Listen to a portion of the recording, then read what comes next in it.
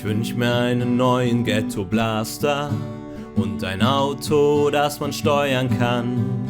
Einen Roller und auch einen neuen Fußball. Ich mach mal weiter, denn die Liste ist noch lang. Dann wünsch ich mir noch eine Gitarre und passend dazu ein Mikrofon. Walkie-Talkies und ein Schwert wären auch nicht verkehrt. Und noch bitte einen Teddy. Oder hatte ich den schon? Oder hatte ich den schon?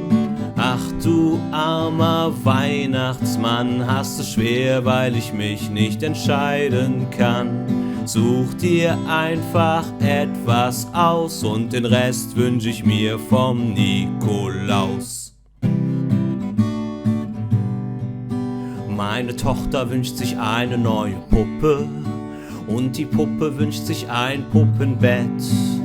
Noch ein Skateboard zum um die Ecke flitzen.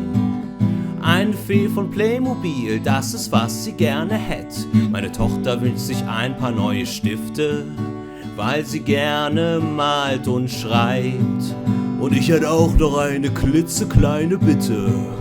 Ich wünsch mir, dass es endlich wieder schneit, denn ich schmelze mit der Zeit. Ach du armer Weihnachtsmann, hast es schwer, weil ich mich nicht entscheiden kann. Such dir einfach etwas aus und den Rest wünsch ich mir vom Nikolaus. Oder von Mamas neuem Freund, der heißt Klaus.